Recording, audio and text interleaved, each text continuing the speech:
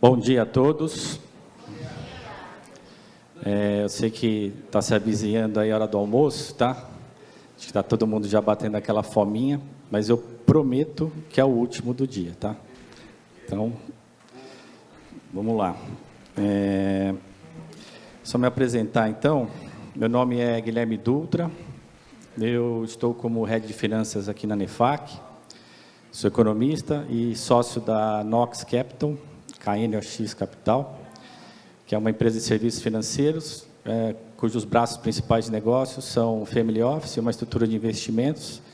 A gente tem aí aproximadamente, hoje, 7 bilhões de reais de recursos de pessoas físicas, famílias, né, e também empresas, sob nossa responsabilidade. E estou aqui, então, para moderar o painel sobre economia e geopolítica, tá? Então, vou começar aqui com meu textinho para dar o pano de fundo do nosso painel. Quantas vezes nós paramos para pensar em como as decisões econômicas, globais e locais influenciam diretamente nossas escolhas diárias?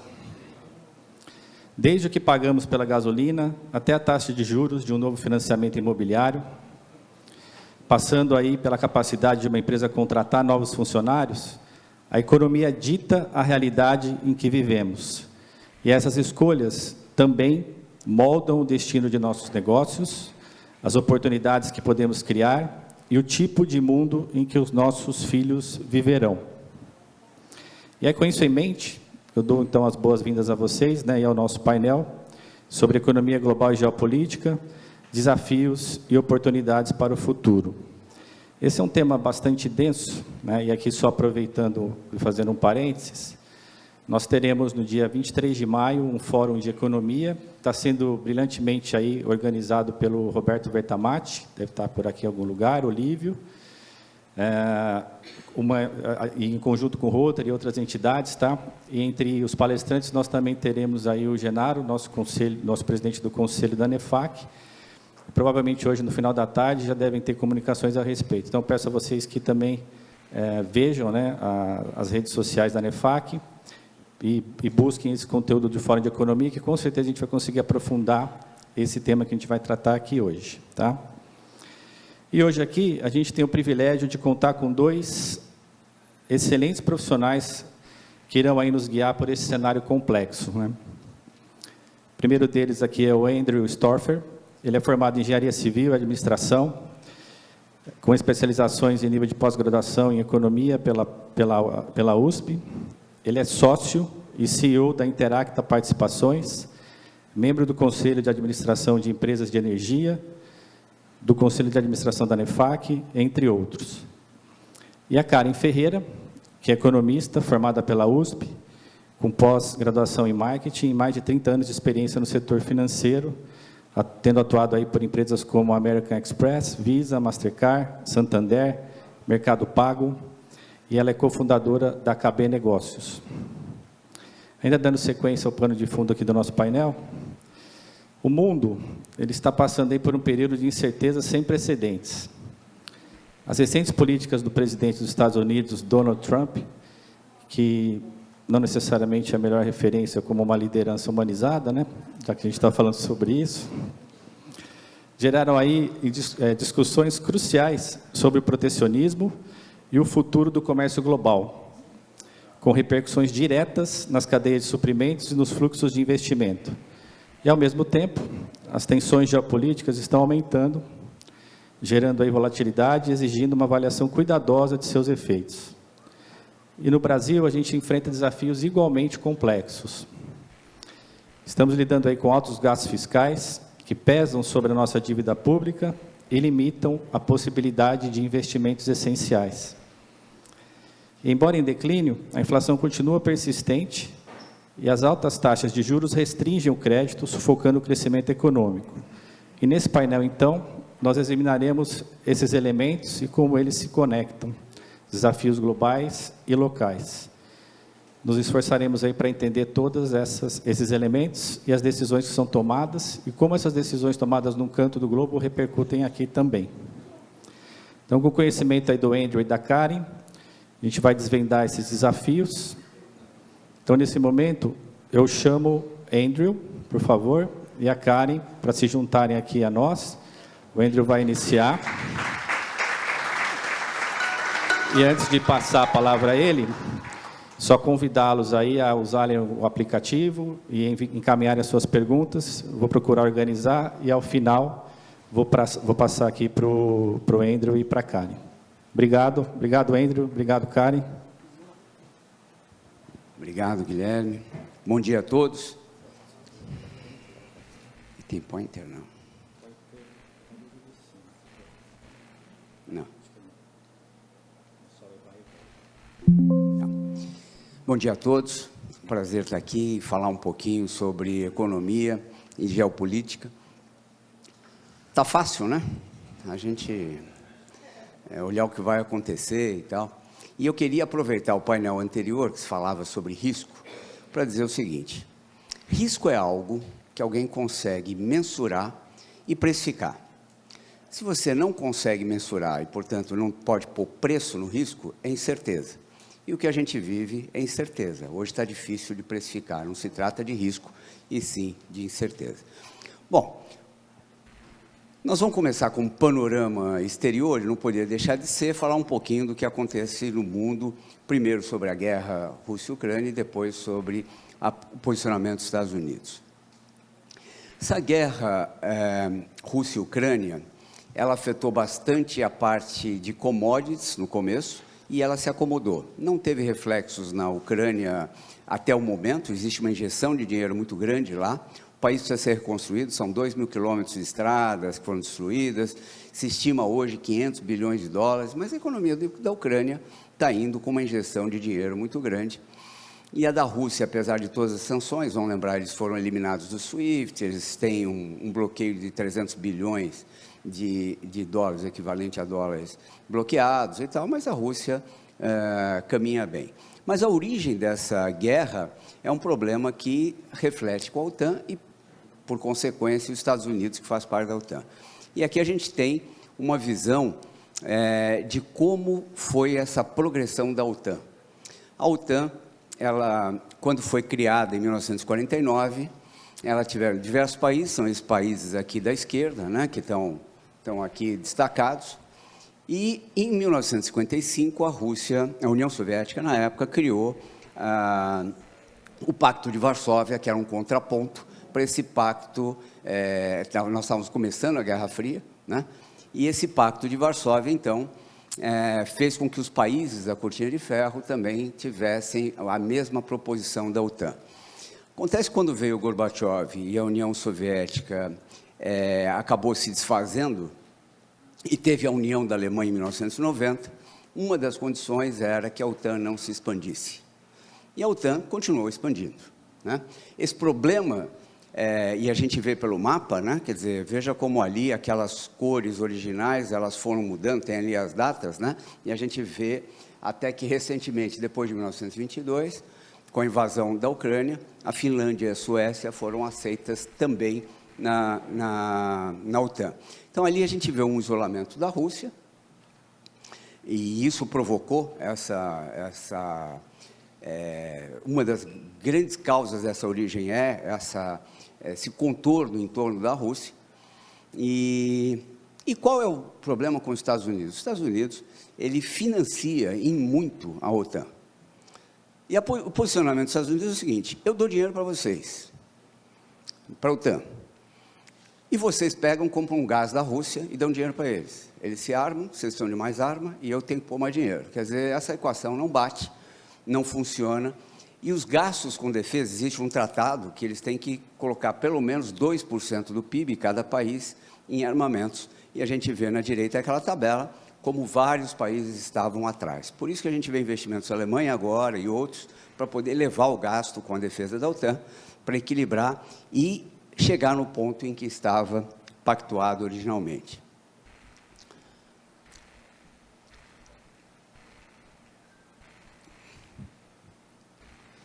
Quando a gente olha outra das encrencas na moda, que é a Groenlândia, também a coisa não é tão maluca assim, né? Tem gente que fala, poxa, mas onde foi se meter com a Groenlândia, né? A Groenlândia, ela tem um papel estratégico, que a gente vê lá pela direita, que é uma passagem importante, é uma região importante ali, como defesa americana. E tem mais do que isso, ela tem uma reserva de terras raras e outros produtos e outros minerais muito grande. E isso é uma ameaça para os Estados Unidos. Os Estados Unidos acham que a China pode absorver aquele parte, esse mapa da esquerda aqui, que é do relatório de pesquisa geológica americana do ano passado, onde vê os países que estão ali, são aqueles que não dá para vocês enxergarem, mas quais são os países, qual é o mapa de que os Estados Unidos importa mais do que 50% das suas necessidades. Então, a gente vê que tem uma dependência muito grande, inclusive da China, e boa parte do Brasil também.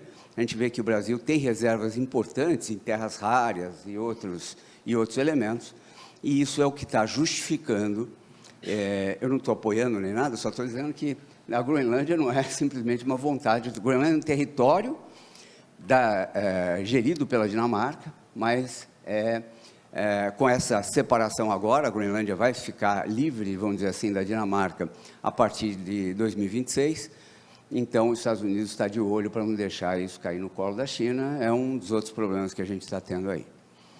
Muito bem.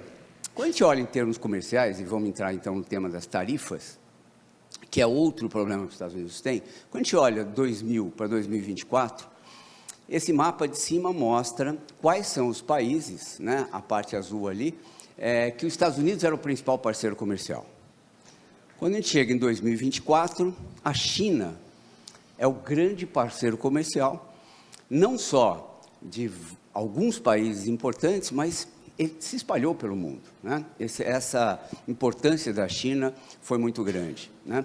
Em 2012, ela superou essa relação com os Estados Unidos, mas só para a gente ter uma ideia, em 2000, o comércio dos Estados Unidos era mais de 4 vezes o comércio da China, e em 24, ele é menos de que uma vez, né, o comércio da China.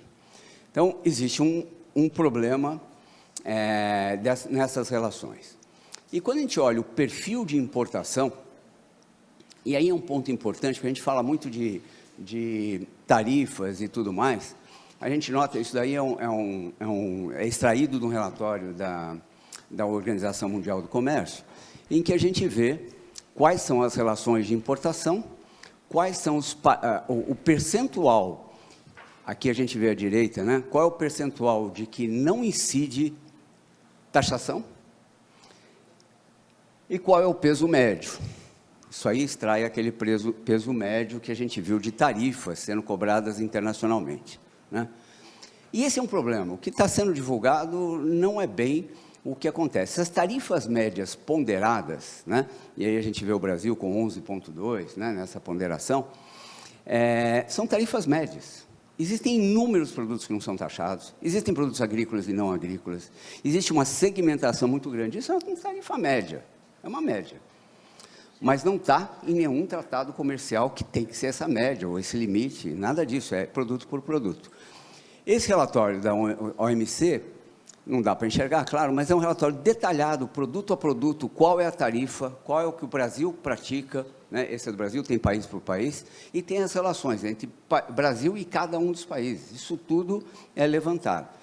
Então, quando a gente fala de tarifas recíprocas, aquela coluna direita foi o que o Trump anunciou anteontem, é uma reciprocidade meio estranha, né? Como é que você vai aplicar isso? Aliás, vocês têm ideia por que os Estados Unidos, não dá para ver aí, falou 10% do Brasil, 34% da China e 20% da União Europeia, por exemplo? Esse número foi chutado. De onde veio? E pouco se falou sobre isso. A imprensa, em economia, tem isso, né? A imprensa fala muito pouco do que deveria até observar e ser mais agudo, né? Como é que foi calculado?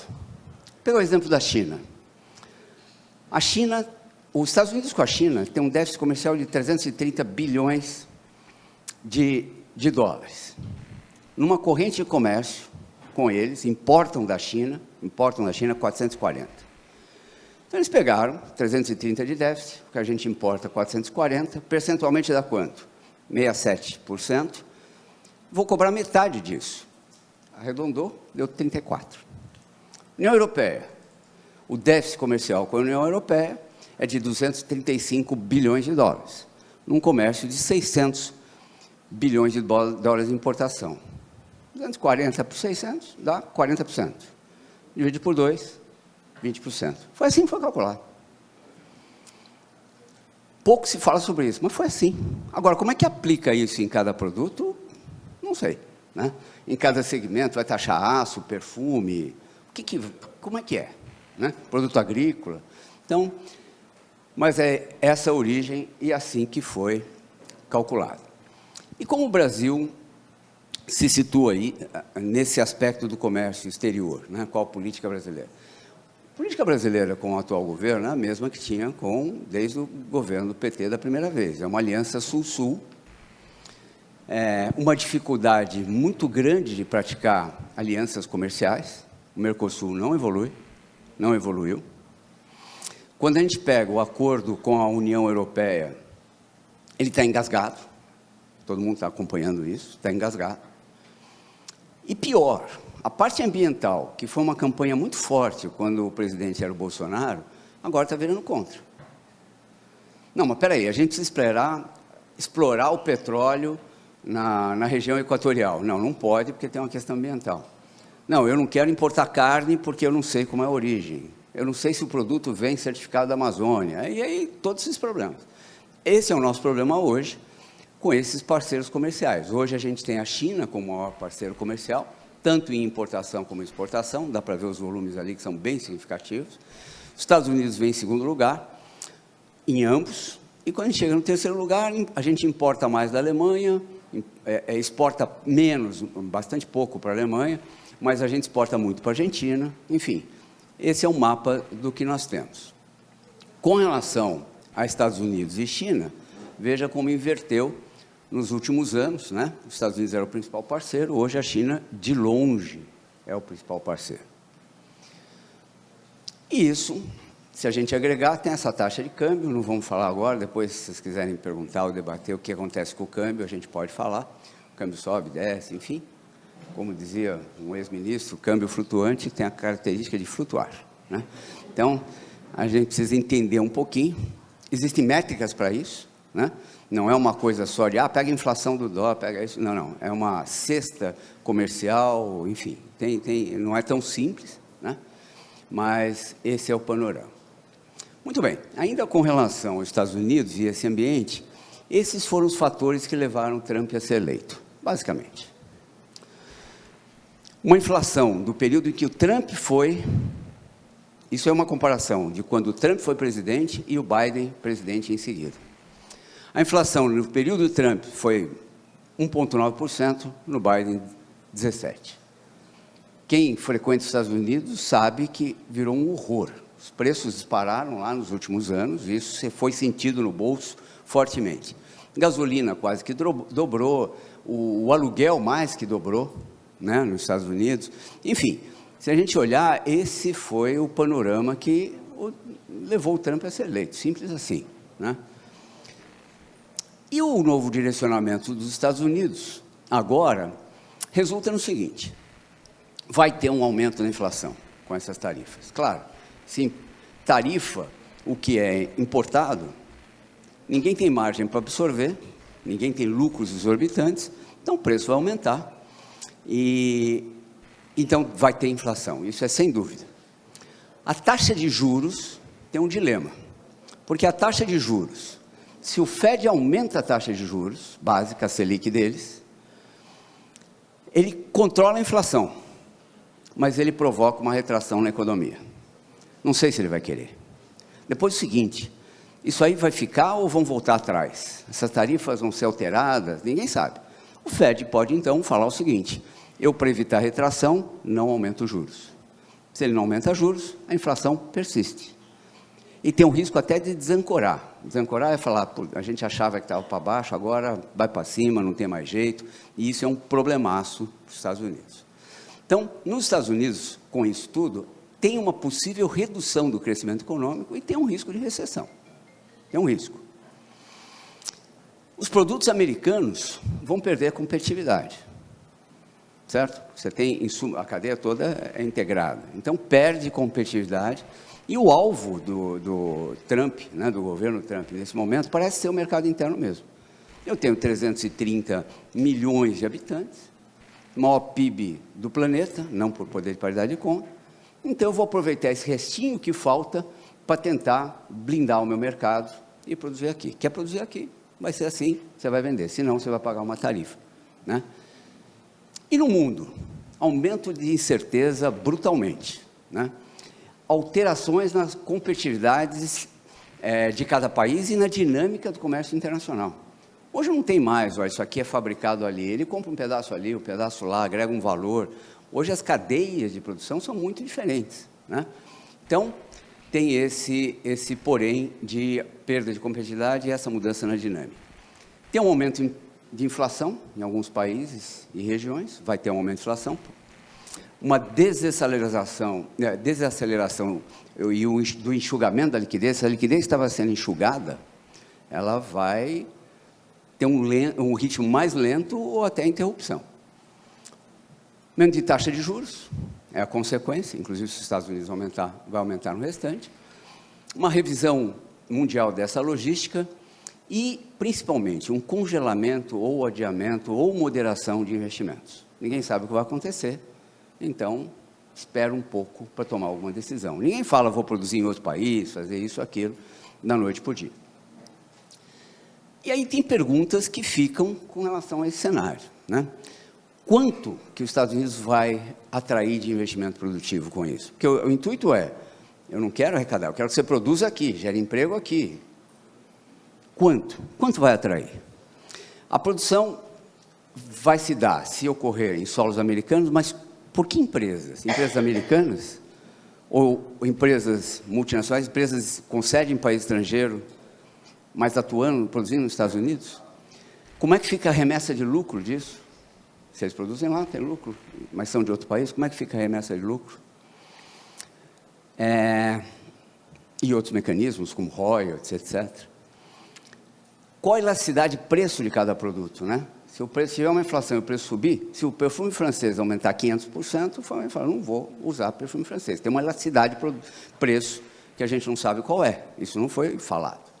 O consumo continua a um custo mais alto, vai ter substituição, deixa isso para comprar aquilo.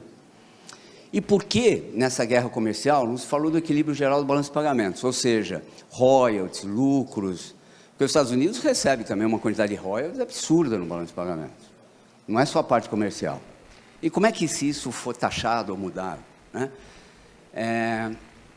A tarifa recíproca vai ser distribuída para cada item, como eu mostrei ali, para resultar na média anunciada. Como vai ser distribuída? Como? Eles vão taxar produtos agrícolas, vão taxar produtos fundamentais, terras raras, vão taxar? Então, é um monte de dúvida que a gente tem e que a gente não sabe o que vai acontecer, né? E quanto mais tempo demorar para esse horizonte clarear, mais as decisões vão ter que ser adiadas. Maior impacto inflacionário, maior a redução do crescimento mundial. E uma coisa é certa, os aspectos geopolíticos e estratégicos passam a ter um peso muito maior do que tinha. Decisões não são só mais econômicas, ó, aqui é mais barato, ou ali. Esse peso nas decisões da parte de geopolítica e estratégia acaba sendo muito grande. Muito bem. Falar um pouquinho sobre o Brasil, para a gente poder ter esse panorama. E eu queria começar sobre a situação brasileira falando de política pública. O Brasil tem uma política pública assistencialista. O quanto teve de assistência, essa evolução de assistência nos últimos 20 anos? Está aí. Entre Bolsa Família, benefício de prestação continuada e tudo mais, olha o que a gente gasta, são bilhões de reais por ano, como isso, nos últimos anos, acelerou. É muito dinheiro. É um país pobre. Nós somos um país pobre, vamos reconhecer. E gastamos muito dinheiro com assistência. Não estou dizendo que alguém pode falar assim, poxa, mas e o que não tem o que comer faz o quê? Não, tudo bem, dá emprego, dá um jeito, faz outra forma, mas dar dinheiro está um pouco complicado para nós, né? Se a gente pega o valor anual desse ano de Bolsa Família e todo o restante ali, a gente chega a 400 bilhões por ano de assistência social, inclusive os auxílios estaduais. É muito dinheiro. A população brasileira, de 213 milhões, a gente tem 94 milhões no cadastro único, são 45 milhões de brasileiros. O cadastro único, só para todo mundo estar alinhado, é a base para os programas sociais. Tira-se dali quem recebe e quem não recebe. E não é auditado. Deve ter fraude? De monte, né? Vocês viram aí, pé de meia. Eu falando com o Everardo Maciel, quem é mais antigo lembra, ele foi secretário da Receita, ele estava comentando o seguinte: em 1995, a gente tinha população economicamente ativa de 45 milhões e tinham 105 milhões de CPFs. Auditaram, falaram, que tem algum problema, demorou anos e tal. Tiraram 60 milhões de CPF, foram cancelados. Imagina o cadastro único. Pé de meia, tem 3 escolas no Nordeste que tem lá 1.000 alunos matriculados, tem 1.200 recebendo, mas tem 1.000 alunos, não pode ter mais, porque tem inclusive um critério, né? Então, essa é a realidade lá. E se a gente olhar o que uma família pode receber de benefícios, isso aqui é um cenário de Goiás, tá? Uma família de 5 pessoas pode receber quase R$ 1.800 por mês de benefício. E se ela não informar, não é fraudar o cadastro único, não informar que tem relações, porque pode fazer isso, esse valor vai para R$ 3.600 por mês. É pouco? É muito? Para que trabalhar? Então, esses números todos que estão aí, não tem ainda outros auxílios que o país faz. São 17 bilhões de apoio a artistas por ano. 17 bilhões. Você tem aquele PERSE, sabem o que é PERSE? De eventos, de apoio a eventos, aquele programa emergencial. Foram 50 ou 60 bilhões em 3 anos. 60 bilhões. Enfim, auxílio climático, Rio Grande do Sul, cheia em Porto Alegre, pandemia. Se a gente somar tudo, são bilhões e bilhões. Vamos lembrar, voltando um pouquinho para o passado, que a gente fez uma reforma da Previdência suada, terrível, para economizar 800 bilhões. Olha o que se gasta por ano com tudo isso, né? Então, esse é um problema que o país tem. Só para voltar aqui, eu queria citar, quando teve o New Deal, o presidente Roosevelt, teve a crise nos Estados Unidos de 1929, o presidente Roosevelt fez o New Deal, um programa para revitalizar a economia, tirar a crise do país. Bom, um desses programas foi o CCC, um comitê de conservação civil nos Estados Unidos, que era um programa do seguinte: eu preciso pegar gente, está sem emprego, não tem o que comer, eu vou pegar jovens, inclusive, depois criar uma parte para quem era sênior, quem era mais velho, e falar o seguinte: eu vou dar um emprego, você vai plantar árvore, combater incêndio, vai construir barragens, estradas. Plantaram os parques americanos, muitos deles foram feitos dentro desse programa. Eles davam alojamento, comida e um dinheirinho ainda, pouquinho, mas davam um dinheirinho, sobrava, eles guardavam no bolso. Eles plantaram 2 bilhões de árvores em 6 anos, 2 bilhões de árvores, construíram estradas, barragens, enfim, e tinha um programa de educação. Além disso tudo, ainda davam educação. Saíram de lá com profissões, para trabalhar em construção civil, para uma série de coisas. E várias profissões, eles tinham treinamento para qual a inclinação de cada um. Eu vou citar 2 que estavam lá, só quem é mais antigo vai lembrar desses nomes, mas são artistas que passaram por lá. O Robert Mitchum e o Walter Matthau. Foram 2 jovens que participaram desse programa. E ali tiveram treinamento, uma profissão e seguiram a vida. E aqui a gente faz o contrário, a gente, enfim, quase que dá esmola, né? E não gera valor. Bom, em termos de orçamento federal, só para a gente avançar, o planejamento, muito pouca gente sabe assim, ou está atenta de como funciona.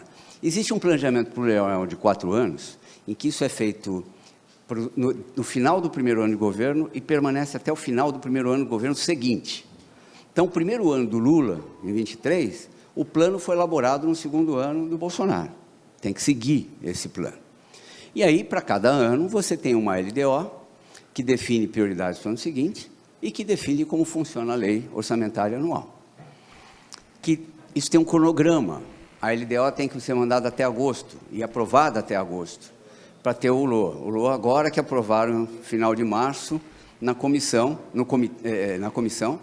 do Congresso, e agora vai para a sanção. Nós estamos em abril, ainda não tivemos esse orçamento aprovado, né?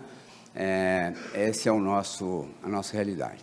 E quando a gente olha números, a gente vê que o Poder Executivo absorve muito, né?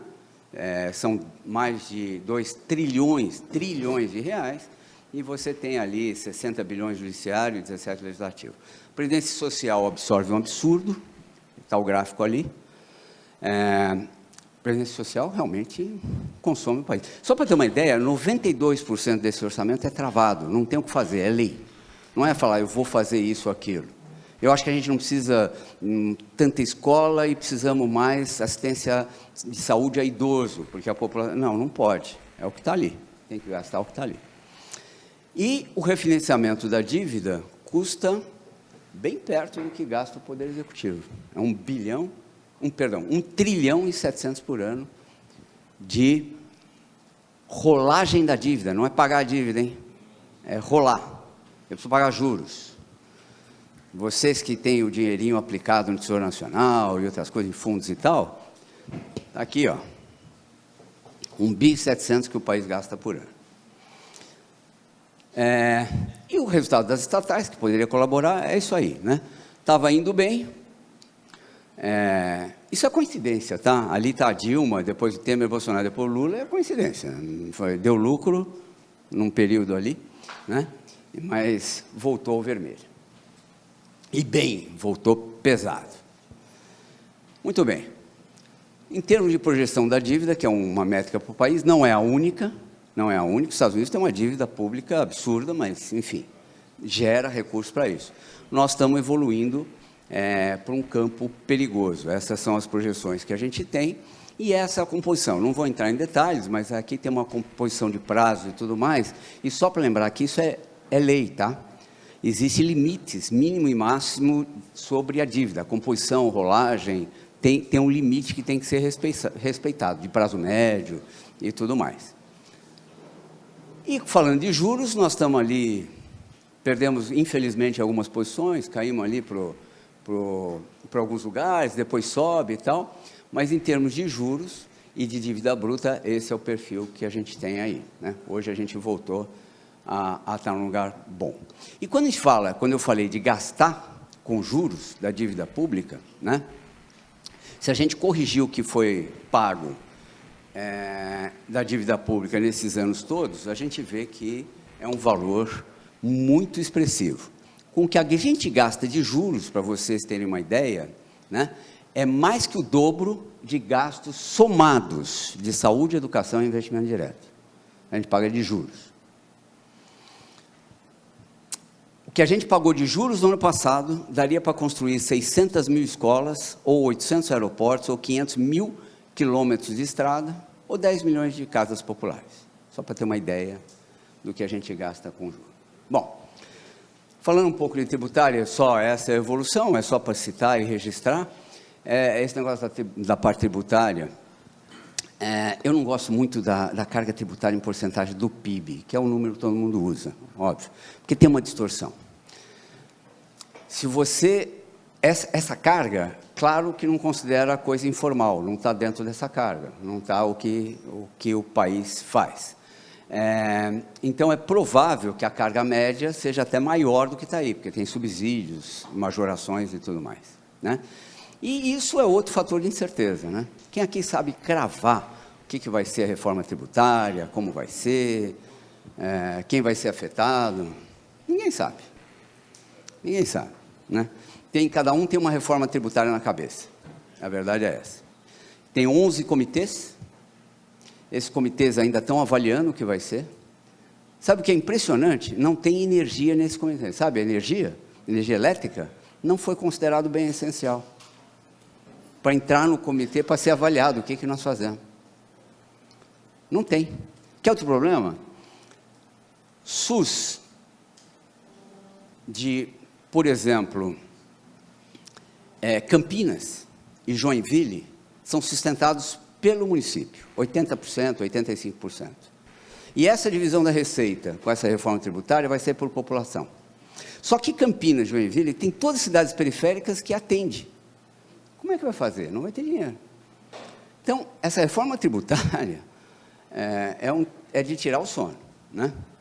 E quando a gente fala de investimento em estrutura, a gente vê que o Brasil tem uma infraestrutura muito precária, muito aquém do que precisaria ter.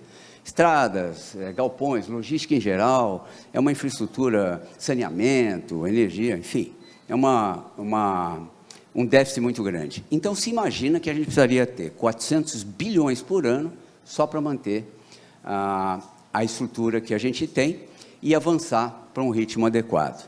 E se a gente pega investimento como percentagem do PIB, o investimento do governo é muito baixo. E está caindo. Está caindo porque não sobra dinheiro, gasta. E se a gente tirar líquido de depreciação, né, porque isso deprecia, não sobra dinheiro nem para manter. Então, o que a gente tem e está caindo, não dá nem para manter a infraestrutura existente. Falando sobre inflação, o regime mudou, todo mundo sabe, não é mais meta anual, é uma média móvel. Essa média móvel tem uma tolerância, para esse ano é 3%, enfim, 1,5% para cima e para baixo. Eu também acho que essa margem de 1,5% para cima... É uma coisa seguinte, eu preciso pesar 70 quilos, é a minha meta. Agora, se eu pesar 50 ou 100, está tudo bem, né? Você fala, bom, não sei, né? Mas é isso aí, é 1,5% para baixo, 1,5% para cima, em cima de 3%. E é o que a gente está vivenciando. E a expectativa de inflação... aquela lei à direita é a cara do povo, né? É mais ou menos isso que tem acontecido, né? Realmente a inflação desgarrou e tem uma tendência de acomodar, mas mesmo assim num patamar alto, está difícil, né? E quando a gente fala de inflação, você tem uma inflação de oferta, que é uma inflação que é provocada por choques de oferta, que você não tem como agir por diversos motivos, né? Escassez ou tragédia, seja o que for. Uma inflação de demanda e uma inflação de inércia, uma inflação inercial que o Brasil tem muito. E se a gente analisar, os três ali estão complicados. Se a gente analisar o núcleo da inflação, o quanto é aquele núcleo, se ele está indo para cima ou para baixo, é alguma coisa eventual, isso depurga coisas eventuais, o núcleo está subindo. E se a gente olhar o índice de difusão, que é o quanto espalha, ele também está alto, né? Então, inflação é algo, aqui tem uma decomposição, é algo que está preocupando e preocupando muito. Renda e emprego. Quando a gente fala de renda e emprego, quando a gente olha aqui essa taxa de desocupação, o nível é baixo. Todo mundo fala, pô, o desemprego está em 6,2. Ele deve subir, deve terminar o ano em 6,5, o desemprego, que ainda é baixo. Mas olha lá, a gente não está gerando empregos formais em nível adequado e muita gente pedindo demissão. Olha o quadro à direita. Quantos tem de desligamento voluntário? Ou porque arranjaram lugar para ganhar mais, ou porque não querem trabalhar, né? Pela parte assistencial. O nível de salários está mais ou menos estável. O salário de admissão, que tinha subido o salário inicial, e por isso tinha um giro também, ele começou a descer. O rendimento médio e a renda disponível sobe, porque tem toda a parte assistencial complementar. Quando a gente fala de juros, né? E juros são altos, né? Deve continuar alto, o ritmo deve mudar um pouquinho, mas não é só o ritmo, não é que a próxima vai ser 0,75. Ninguém acelera e desacelera tão rápido assim. Então, ele deve ter uma acomodação, mas o importante não é isso, é que a inflação não desce. Então, mesmo que a inflação descer mais lenta, esse juro vai ficar alto, né? Vai ficar alto mesmo, né? Nesse patamar. Juros reais assim são um terror para o país. Eu não sei se vocês são afetos ao que é o juro neutro. O juro neutro é aquele que permite crescer sem inflação. Esse é um juro neutro na economia, né? Tem fórmulas para isso e tal, mas vamos... Juro neutro é isso. O juro neutro no mundo mudou, ele subiu, no mundo inteiro, não só no Brasil. O que isso implica? Que o juro real, além de ser alto para fazer a inflação voltar para a meta, com o juro nesse nível, ele precisa ser mais alto ainda, porque senão ele não faz esse efeito, por tudo isso que a gente falou, capacidade instalada, tudo mais. Então, o juro real vai ficar muito alto. Qual é o problema do juro real muito alto? Alguém vai investir em coisa produtiva? Alguém aplica com segurança aqui, títulos isentos e tal, IPCA mais 8? Alguém vai fazer algum investimento produtivo IPCA mais 10, para ter uma TIR de 10, correr todo esse risco no Brasil com tudo que acontece? Não. Então, isso é muito prejudicial do país. E outra coisa que eu queria desmistificar um pouquinho é que não tem isso. Aumenta a Selic e demora 6 meses para fazer efeito, 9 meses. Todo mundo já ouviu isso, né? Mídia falando, 6 meses. Não é. Aqui tem um estudo do Banco Central, à direita, que vocês vão ver que a defasagem da Selic é muito menor do que se imagina. Tem ali por segmento, e quanto mais escuro é mais rápido, você vê que a grande concentração ocorre dentro de 3 meses. Não tem isso, espera 6, isso aí é um pouco de... né? Isso é um estudo do Banco Central, né?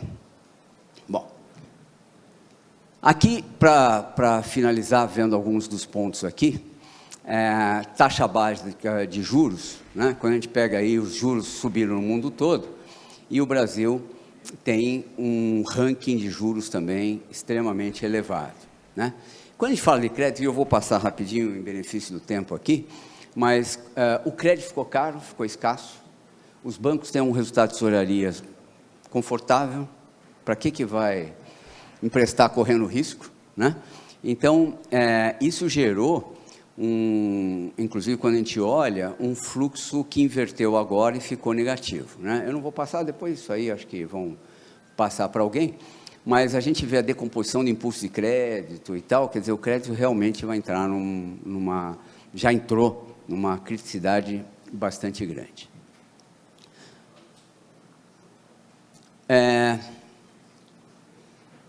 Em termos de crescimento do PIB, eu vou gastar mais 3 minutos só para falar o que falta aí, né? O PIB do Brasil é esse vai e vem, como vocês viram aí, mas tem um efeito de carry-over que eu queria ressaltar, né? O PIB no ano passado, ele sofreu por causa da parte do agronegócio. O agronegócio puxou para baixo, por incrível que pareça. Esse ano ele se recupera, mas o resto vem para baixo, né? E quando a gente olha em termos de crescimento do PIB, para 25 para esse nosso ano, quem vai crescer mesmo é Mato Grosso do Sul, um pouquinho Goiás, que é o agronegócio. É nessa região que o PIB está crescendo. E se a gente crescer 0 esse ano, ainda assim a gente cresce 0,8, que é o carry-over do que vem no ano passado.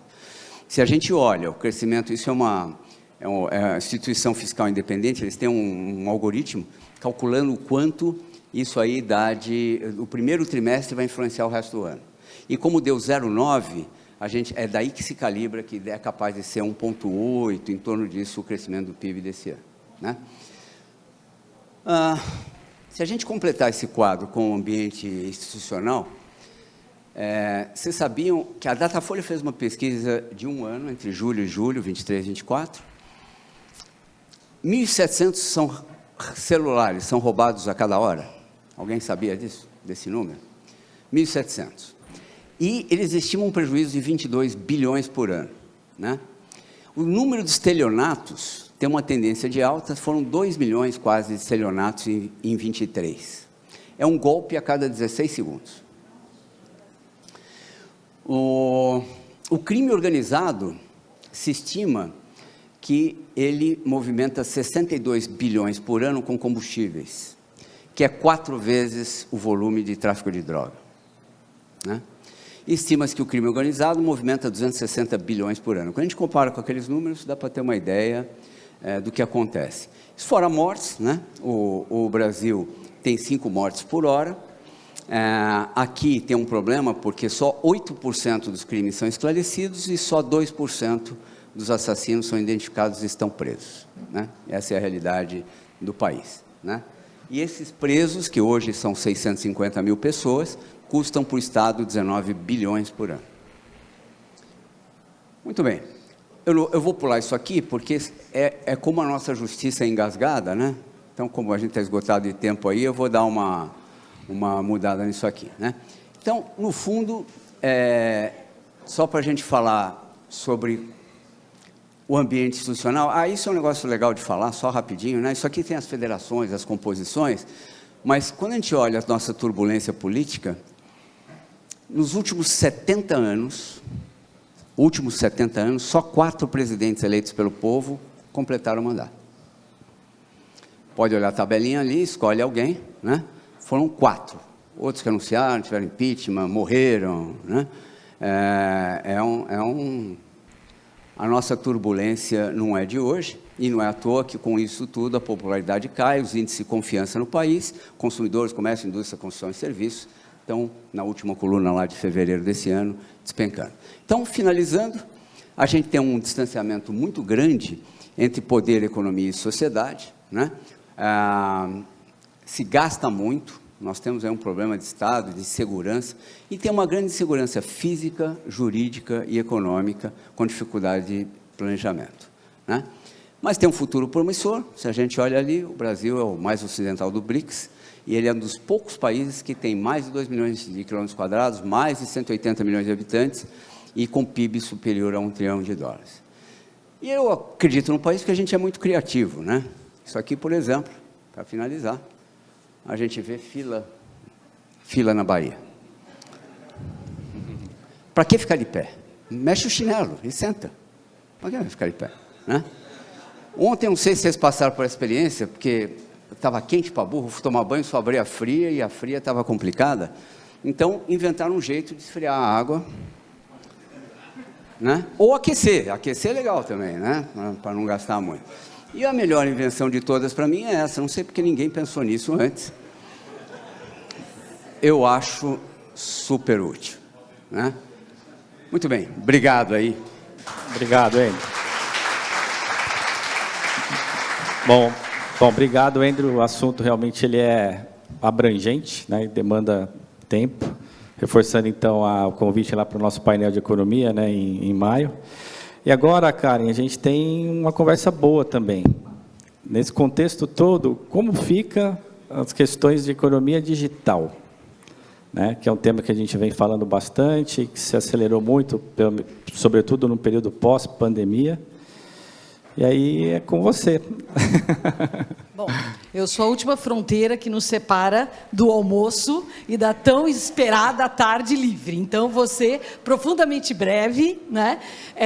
Sprint final da São Silvestre. Eu sou corredora, então nós estamos naquele sprint, garanto que você é rápida, objetiva e vai dar tudo certo. Bom, falar de economia e digital, então, daqui da minha experiência, né, em formação em economia, sempre trabalhei no mercado, em serviços financeiros, 30 anos nessa jornada, e eu comecei lá porque a minha história se confunde com tudo isso, com todo o sistema aí financeiro, com tudo que vem acontecendo e todas essas evoluções. Bom, vamos lá. Quando eu comecei lá atrás, vou só fazer um ponto, comecei na American Express, realmente 30 anos atrás. O que era American Express? Bom, falar de cartão de crédito era quase um palavrão, quase não tinha, um mundo inflacionário, como usar, era muito, muito complicado. E era o que era American Express? Então, era uma empresa perfeita no mundo que nós vivíamos. Que mundo era aquele? Totalmente fechado. Então, nós gerávamos o cartão, éramos emissores, a aceitação, para você passar em qualquer lugar, fazíamos essa aceitação, o processamento, onde passa essa transação, nós fazíamos, e a liquidação. Bom, e assim, as outras bandeiras, que depois eu tive a oportunidade, depois da Amex, trabalhei na Visa, na Mastercard, e o mundo, o que foi acontecendo com o mundo ao longo disso? O mundo fechado, e o mundo começou a se abrir. Né? Então, o mundo começou a se abrir no regulatório, uma visão mais de globalização, e isso precisa de regulação. E com a regulação, começou a vir muito esse tema da inclusão. Como é que você envolve mais as pessoas no sistema? Como é que você barateia para as pessoas físicas e pessoas jurídicas? Se o mercado financeiro é tão fechado, é tão engessado, eu dei o exemplo do Amex, não só a Amex, mas num cartão de benefício, você tinha o quê? Os grandes bancos com as suas empresas de benefícios e com taxas absurdas na ponta, lá na aceitação. Eu tenho meu cartão de alimentação, eu vou almoçar, o estabelecimento até treme na base, porque é uma taxa super alta. Mas era isso.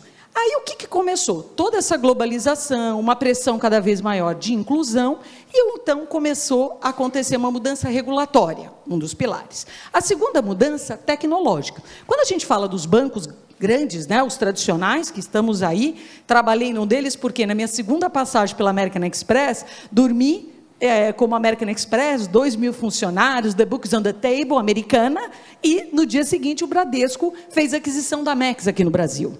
Então eu fui trabalhar no maior banco. E eu vivi muito bem essa realidade, com ônus e bônus de toda aquisição e de você sair de uma empresa americana, e tem excelentes méritos o Bradesco. Fui eu lá para o Bradesco Cartões. Então, eu convivi muito também com essa cultura dos grandes bancos, trabalhei também depois no Santander, e uma grande preocupação com tecnologia, porque quando você começa com um movimento mais forte do Banco Central de trabalhar e cutucar, falar, vamos mexer no regulatório, vem mais gente. Como é que eu vou baixar custos? Como é que eu vou incluir mais gente, seja pessoa física ou pessoa jurídica? Eu tenho que mudar o regulatório.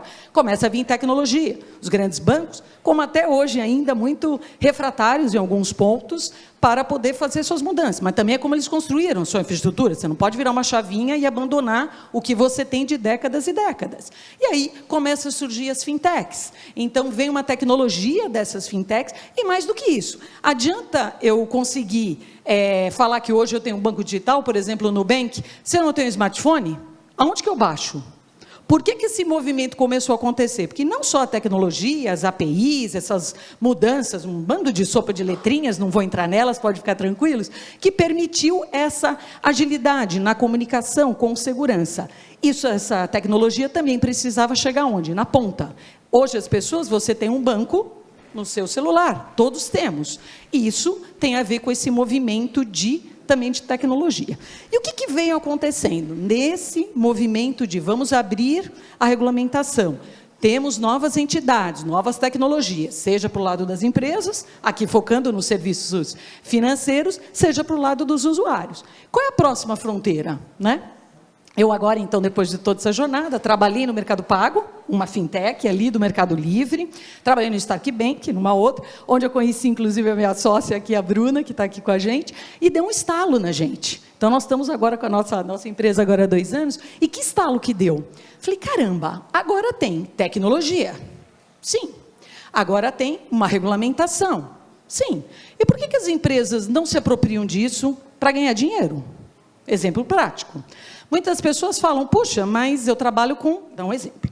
A Lelo, a Sodexo, né? Eu trabalho com a Ticket, inclusive agora virou Pluxi. Tá bom. Mas agora eu trabalho com a Flash. Eu trabalho com a Caju. Foi uma nova fronteira? Claro, a gente saiu daquele gueto e nós temos mais opções. Mas vocês sabem que vocês podem ser a Flash na sua empresa, no seu grupo? Vocês podem.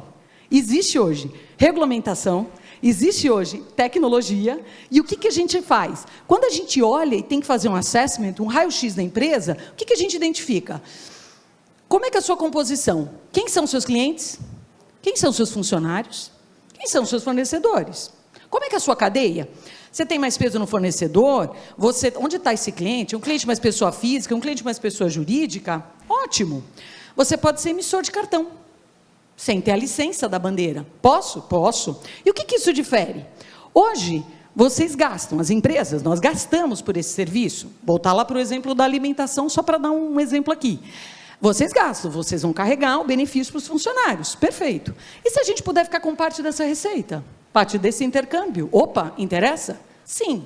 E por que as empresas não estão fazendo isso? Porque não existe esse movimento, é a nova onda, é a nova fronteira, que são as finanças embarcadas. Então, muito se fala, embedded finance, aí vem a abertura de open finance, ai meu Deus, tem API, tem tudo que vocês possam imaginar, e eu, como economista, os meus colegas, a gente tem mania de criar um monte de economês, um monte de letra, um monte de sigla, que dificulta aí a ponta.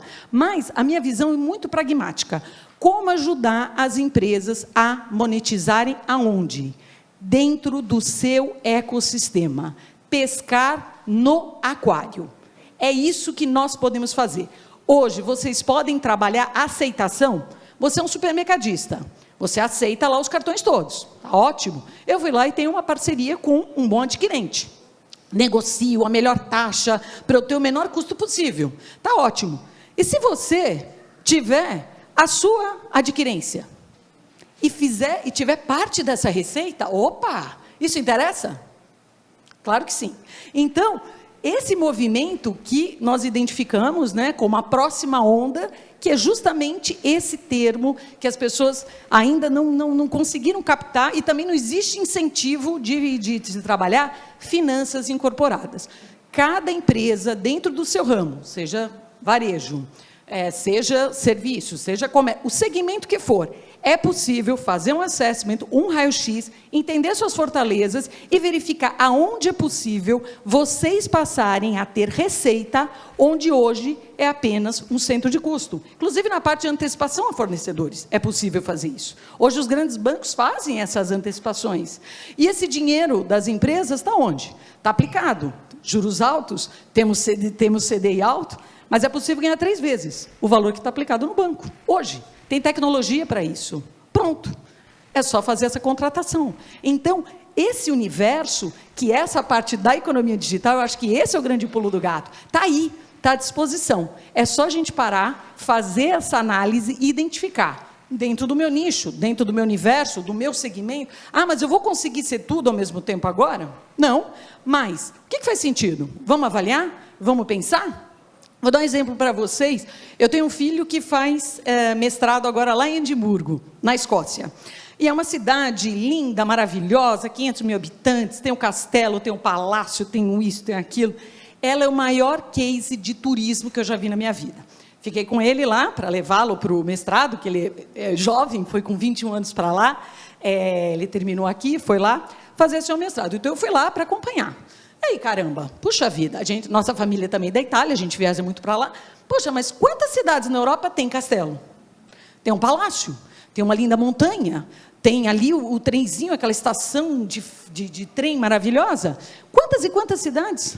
Qual é o sucesso de Edimburgo? Qual é o sucesso? Os stakeholders se falam.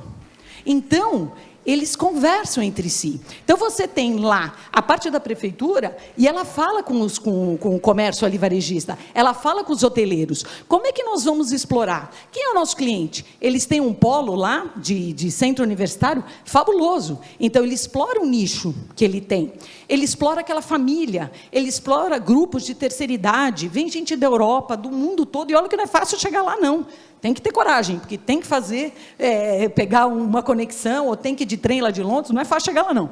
Então, como é que eles fazem isso? Porque eles entendem, eles escutam, e eles começam pelo básico, e aí eles vão trabalhando isso. Um exemplo disso, né, que eles vêm evoluindo, algumas coisas. Às 10 horas da noite, se você estiver no supermercado, e eles bebem muito, sim, maravilhosos, uísques e tudo mais, e aí, 10 horas da noite, se você estiver no supermercado, aonde está a parte das bebidas, é trancado.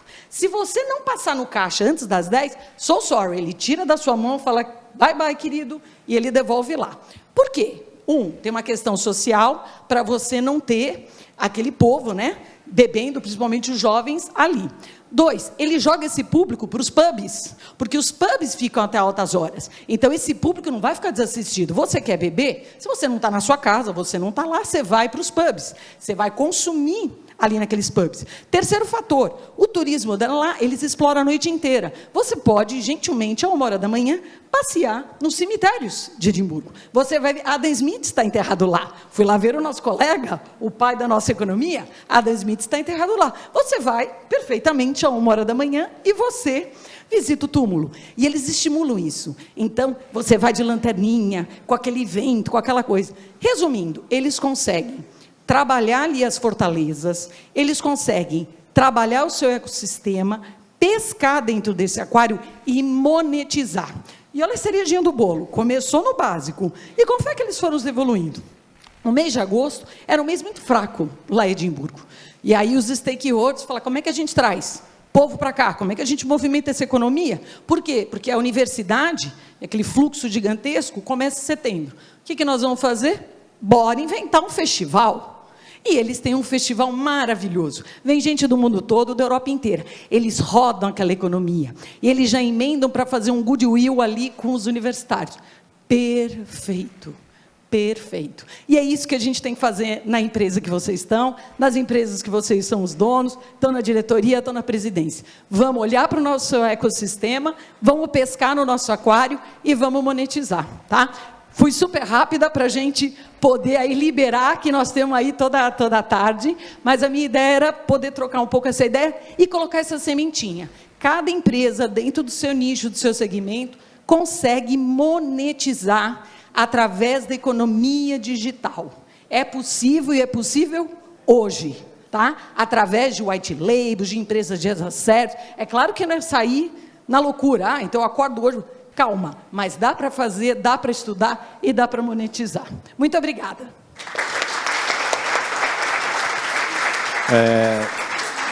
Bom, obrigado, Karen. E antes só da gente terminar, tem 2 perguntas rápidas, tá? Prometo. E acho que vamos terminar com um olhar positivo de oportunidades. E eu queria começar com você, né? Você falou que desse conceito de finanças embarcadas, aplicável a vários setores, mas se você olhasse hoje, pensando setorialmente, onde estão as maiores oportunidades? Ou pelo menos aquilo que você tem visto como setores que estão mais demandando e já entrando nisso?